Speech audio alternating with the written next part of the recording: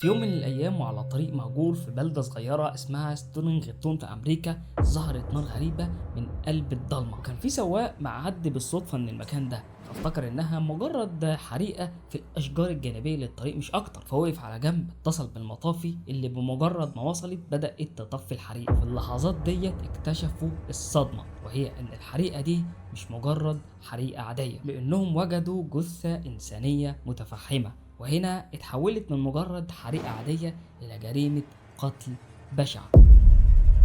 طبعا بلغوا الشرطة اللي وصلت في أسرع وقت، وبدأوا يدققوا في أصغر التفاصيل اللي ممكن بيها يعرفوا هوية القاتل. وهم بيفحصوا الجثة وجدوا إنها ملفوفة في ملاية وبطانية، بعدها ملفوفة بطبقة من البلاستيك وملزوقة بشريط لاصق. كل التفاصيل دي معناها إن المكان دوت مش هو مسرح الجريمة، والقاتل جاب الجثة هنا مخصوص عشان يولع فيها ويمحو هويتها تماما. فنقلوا الجثة للطب الشرعي للتشريح، وبدأوا يفتحوا الأغلفة واحدة ورا التانية بحرص كبير عشان ما يفقدوش أي أثر ممكن يقودهم للقاتل، زي أي بصمات أو أي أثر للحمض النووي للقاتل. وأثناء الفحص اكتشفوا الصدمة الكبيرة، وهي إن الضحية بنت في العشرينات، بشرتها فاتحة، ممكن تكون من أصول أفريقية أو لاتينية، مفقود من جسمها الأنف والأذن وأصابع الإيد وأصابع القدم، ده غير إن في جلد متشال بمشرط من منطقة الكاحل أسفل القدم كأنه متقطع بعناية وحرص كبير. هنا المحققين فهموا فورا إن القاتل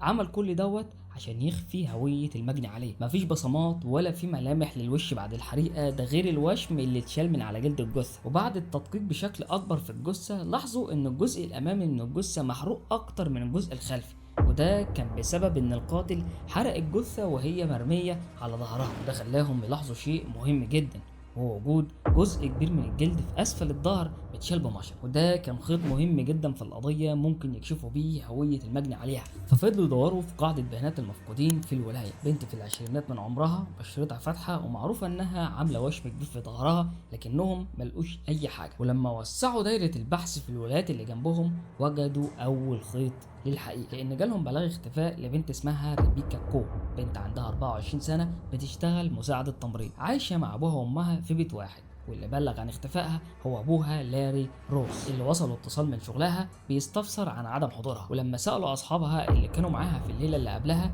قالوا انها سابتهم وروحت الساعه 3:30 الفجر، ومن ساعتها ومحدش شافها. ولما دققوا في اوصافها وجدوا كل الاوصاف متطابقه تماما مع الجثه، طولها، وزنها، حتى لون شعرها. واهم حاجه هو وجود وشم كبير على شكل فراشه اسفل ظهرها، وده نفس المكان اللي اتشال من جلد الجثة. وعلى الرغم من التطابق المرعب بالحالتين، المحققين كانوا مترددين يجزموا ان الجثة دي هي جثة ريبيكا كور، لان المكان اللي وجدوا فيه الجثة بعيد جدا عن المنطقة اللي ساكنة فيها ريبيكا. فرجعوا مرة تانية للطب الشرعي اللي اكتشف ان القاتل ارتكب غلطة قاتلة، لانه تخلص من الاصابع وملامح الجثة والاوشام اللي عليها، لكنه نسي اهم حاجة، وهي الاسنان، لان الطب الشرعي بيتعامل مع الاسنان زي بصمات الايد بالظبط. المهم المحققين تواصلوا مع عائله ريبيكا وطلبوا منهم السجلات الخاصه بالاسنان بتاعتها، وبمجرد ما قارنوها اكتشفوا ان الجثه المتفحمه هي فعلا جثه ريبيكا كور.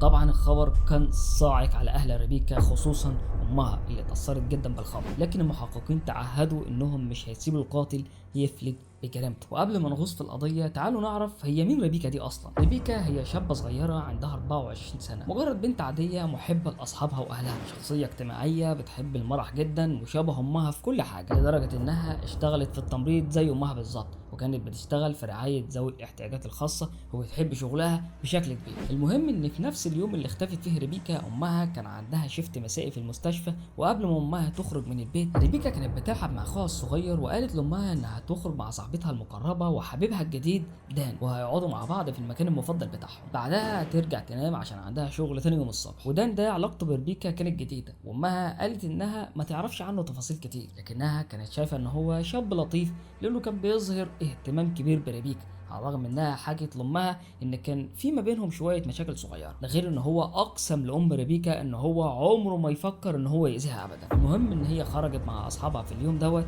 ولما رجعت البيت كلمت امها وقالت لها انها رجعت البيت الساعه 3:30 الفجر، لحد هنا الدنيا تمام. لكن تاني يوم الصبح وصل لابوها اتصال من شغلها انها ما راحتش شغلها، فاتصل بامها اللي كانت في الشغل في الليله السابقه وسالها عن ريبيكا، لكنها قالت له ان اخر مره كلمتها كان بالليل لما وصلت البيت الساعه 3 ونص الفجر. طبعا قلقت عليها جدا وحاولت تكلمها اكتر من مره لكنها ما ردتش عليها. ده مش طبيعي تماما لانها كانت متعوده انها ترد على امها على طول. ده خلى الام تتصل بنيكول صديقه ريبيكا يمكن تعرف عنها اي حاجه، لكن نيكول قالت لها انها مشيت بدري وسابت ريبيكا ودان حبيبها قاعدين مع بعض وكان معاهم كام واحد من اصحابهم التانيين. طبعا في اي تحقيق في الدنيا اخر شخص كان موجود مع الضحيه بيكون هو المشتبه به الاول، خصوصا لو الشخص دوت في علاقه عاطفيه بينه وبين الضحيه. وبالفعل بداوا التحقيقات مع دان اللي قال لهم ان هو بالفعل كان موجود مع ريبيكا ووصلها بنفسه لحد باب بيتها الساعه 3 ونص الفجر. هو ما مشيش غير لما اطمن انها دخلت البيت قدامه، ودي كانت اخر مره شافها فيها. لكن الشرطه كانت لسه شاكه فيه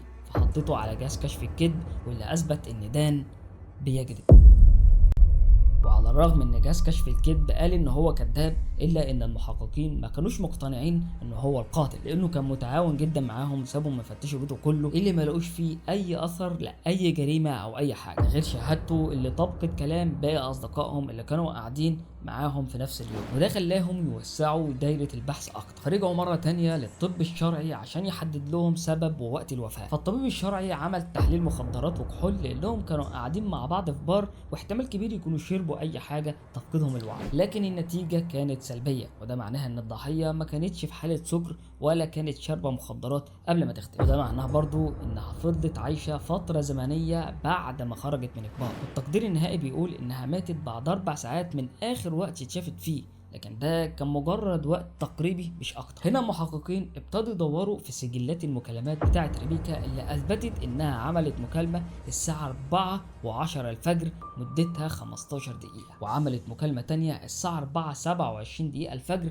مدتها 20 ثانيه، وده غالبا اخر شخص اتكلم مع ريبيكا قبل ما تختفي، وكان هو الشخص اللي المحققين شكوا ان هو القاتل.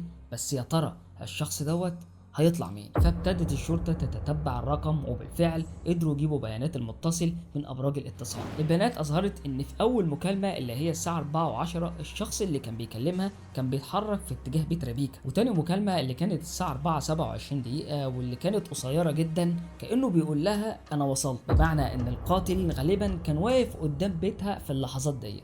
لكن الصدمة إن الرقم ملوش أي سجلات رسمية، يعني لا اسم ولا عنوان ولا اي تفاصيل، رقم مضروب يعني خط المجرم بيجيبه وبيعمل به العمليه بتاعته ويرميه على طول، وبيكون من المستحيل تتبع الشخص اللي استخدم الرقم. وفي الوقت اللي المحققين كانوا بيحاولوا يتعرفوا على هويه صاحب الرقم اللي كان بيكلم ريبيكا، الطب الشرعي كان بيصارع عشان يحدد سبب الوفاه. طبعا الموضوع ما كانش سهل على الطب الشرعي لان جسم الضحيه كان متفحم، والسؤال اللي بيطرح نفسه وكان مهم جدا ان هم يعرفوه، هل ريبيكا كانت عايشه اثناء الحريقه ولا لا؟ وفي الحاله دي الطب الشرعي بيعمل فحص على الرئه، لو لقى فيها دخان اسود يبقى الضحيه ماتت بعد الحريقه، لو ما لقاش يبقى الضحيه ماتت قبل الحريقه. المفاجاه انهم اكتشفوا انها كانت ميته اصلا قبل الحريقه، يعني زي ما هم متوقعين ان تم نقل الجثه للمكان دوت عشان يتخلص منها بعد ما ارتكب جريمته. لكن يبقى السؤال الاهم، هي الضحيه ماتت ازاي اصلا؟ هنا اضطر الاطباء يفحصوا الاعضاء الداخليه للجسم، الكبد الكلى والقلب، عشان يلاقوا قدامهم طعنه في الكبد، غير انهم وجدوا 4 اصابات في العنق، وده خلاهم مش عارفين انهي طعنه بالظبط هي اللي تسببت في الوفاه. لكن النتيجه النهائيه هي جريمه قتل، والاهم بالنسبه لهم انهم يعرفوا الجاني. هنا الشرطه اضطرت انها تراجع الكاميرات بتاعه المكان اللي كانوا قاعدين فيه هي واصحابها، فالكاميرات جابتها وهي قاعده بعيد عن اصحابها اللي كانوا مشغولين عنها بشكل او باخر، عشان يدخل عليها راجل غريب هي ما تعرفوش، وواضح ان هو اكبر منها في السن، كان لابس لبس بسيط وهادي كأنه شخص عادي جدا وطبيعي. قرب منها بسرعة وبدأ يتكلم معاها، بعدها ابتدوا يستخدموا الموبايلات، يعني واضح انهم بيبتدوا يتبادلوا الارقام او اي حاجه زي كده. لما الشرطه سالت اصدقائها اللي كانوا قاعدين معاها مره تانية، في واحده فيهم افتكرت تفصيله مهمه جدا، قالت لهم ان الراجل الغريب دوت حاول يقرب من ريبيكا وكان فضولي وبيرخم عليها، لدرجه ان هو قرب منها ومسك تليفونها وكتب اسمه ورقمه على امل انها تكلمه. ولما بصوا على السجلات بتاعه الموبايل بتاع ريبيكا لقوا ان الرقم متسجل باسم جاي براون، اتضح ان الرقم دوت هو الرقم اللي كلم ريبيكا قبل ما تختفي على طول. طبعا المحققين فرحوا جدا لانهم اخيرا عرفوا اسم اول مشتبه فيه، لكن في اللحظات دي وصلهم معلومه مهمه جدا من المعمل الجنائي، وهي ان الشريط اللاصق اللي كانت ملفوفه بيه جثه ريبيكا كان عليه بصمات. دي كانت معجزه في القضيه، لان عاده النار بتضيع اي اثار من النوع ده. المهم ان هم لما بحثوا عن صاحب البصمات ديت وجدوا ان اسمه ايفانز جانسي، وبكده بقى عندهم 2 مشتبه بيهم، جاي براون اللي ظهر معاها في البار وايفانز جانسي اللي بصماته على الشريط اللاصق. لما كشفوا عن اسم جاي براون ما لقوش اسمه في السجلات، على عكس ايفانز جانسي اللي كان ليه بعض السجلات الاجراميه البسيطه، شويه حوادث بسيطه جدا، لكن موجود في السجلات معلومه مهمه جدا، وهي ان هو بيحب يصور البنات في الجراج بتاعه. ما تعرفش ايه الغرض منه بالظبط، لكن الصدمه الاكبر لما عرضوا صوره جانسي صاحب البصمات على اصدقاء ريبيكا، انهم قالوا ان الشخص ده هو الشخص اللي رخم على ريبيكا وعرف نفسه باسم جاي براون. يعني جاي براون هو مجرد اسم وهمي. هنا رجال الامن اتحركوا عشان يمسكوا جانسي ويجيبوه من تحت الارض، واثناء البحث عنه عرفوا نوع عربيته وعرفوا اسم حبيبته وعنوانها، وبعد التتبع قدروا يلاقوا عربيته مركونه قدام بيت حبيبته، ففضلوا مستنيين قدام البيت، واول ما نزل ودخل عربيته قبضوا عليه. وفي التحقيقات معاه كان كل كلامه ان هو بريء، وسمح لهم يفتشوا بيته والعربيه بتاعته. لما فتشوا الجراج بتاع بيته اللي بيحب يصور فيه البنات وجدوا حاجات غريبه، وجدوا شاكوش وفرشه تنظيف ومنظم اسمنت، ووجدوا علبه دهان. والاغرب انهم لاحظوا ان في منطقه على ارضيه الجراج لسه مدهونه حديثا، يعني واضح ان هو حاول يمسح اثر شيء ما، وواضح جدا ان المكان في شيء مريب، لكنهم ما لقوش اي حاجه بتربط ريبيكا بالمكان ده. والمفاجاه ظهرت لما فحصوا العربيه بتاعته، لانهم وجدوا بقع دم في كل حته في العربيه، ده غير انه واضح ان في اثار عنف جوه العربيه. لما خدوا عينه من الدم اللي موجود في العربيه طلع متطابق تماما مع دم ريبيكا.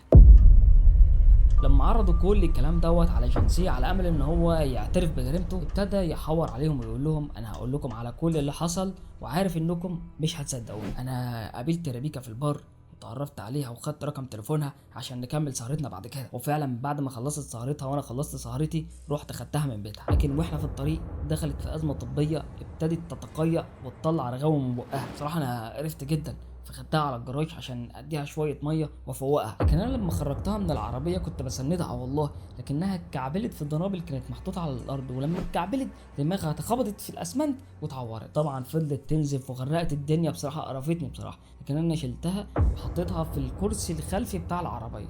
بعد كده قلت اروح بيها لاقرب مستشفى، لكن يا باشا واحنا في الطريق مش هتصدق والله مش هتصدق، ببص ورايا كده لقيت قطعت النفس. طبعا يا باشا انا اتوترت جدا واضطريت ان انا ارجع بيها البيت مره تانية. فضلت قاعد في البيت بقى مش عارف اعمل ايه، وفضلت اضرب كف على كف، وبصراحه خفت الناس ما تصدقش كلامي واللي انا هقوله دوت، ما كلام مش منطقي برضه يا باشا. انا عارف ان الكلام مش منطقي، انا عارف انتوا مش هتصدقوني اصلا، بس هو ده اللي حصل. وللاسف يا باشا الشيطان ضحك عليا وقال لي ان انا لازم اخفي ملامح الجثه دي عشان ما حدش يعرفها ويتعرف عليا. اضطريت ان انا اقطع صوابع ايديها وصوابع رجليها وقطعت ودانها ومراخيرها، وكمان شلت الاوشام اللي موجوده في جسمها كله. بصراحه انا مش هكدب، الكدب خيبه بيه. بعدها جبت بطانيه لفيتها فيها، وجبت اكياس بلاستيك لفيتها، وبعد كده شلتها حطيتها في العربيه ومشيت بيها يا باشا كتير جدا كتير جدا لحد ما وصلت للمكان اللي انتوا لقيتوها فيه، دلقت عليها بنزين وولعت فيها.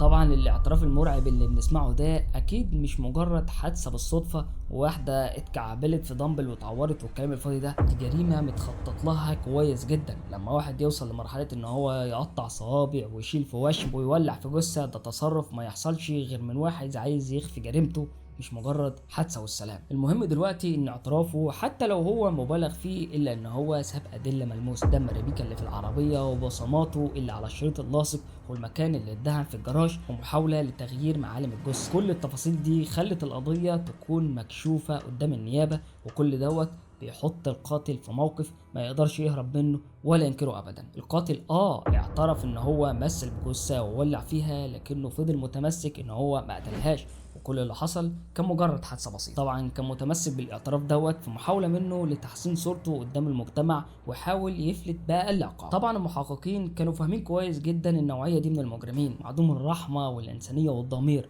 والقتل والاجرام بيجري في دمه، كل اللي يهمه هو نفسه وخلاص. لكن عشان يثبتوا اكاذيبه لازم تقرير الطب الشرعي يكون واضح بشكل كافي، وبالفعل تقرير الطب الشرعي اثبت ان ريبيكا ما وقعتش على دماغها زي ما بيقول، لان مفيش اثار كسور في الجمجمه ولا نزيف داخلي داخل الدماغ، بل ان الضحيه كانت عايشه وتعرضت لعمليه طعنه في الكبد ادت الى نزيف حاد وجروح في الرقبه، منهم جرح ادى لدخول هواء للوريد اللي كان سبب في توقف قلبها. باختصار السبب الحقيقي للوفاه هو الطعن مش حادثه زي ما المجرم بيقول. وبالمعطيات دي النيابه وجهت له تهمه القتل من الدرجه الثانيه، لكن حتى قدام المحكمه فضل ينكر ويمثل دور البريء ويقول ان هو اعترف بكل اللي حصل وانه ما كدبش في اي حاجه. لكن الادله ما بترحمش يا صديقي، لان كان في دم في المقعد الامامي للعربيه، مع ان في اعترافه قال ان هو ما دخلهاش في المقعد الامامي وكان حاططها في المقعد الخلفي. يعني ما تكدبش علينا يا عم جنسيه. وبعدين بعيدا عن كل ده، ايه السبب المنطقي في وجود طعنات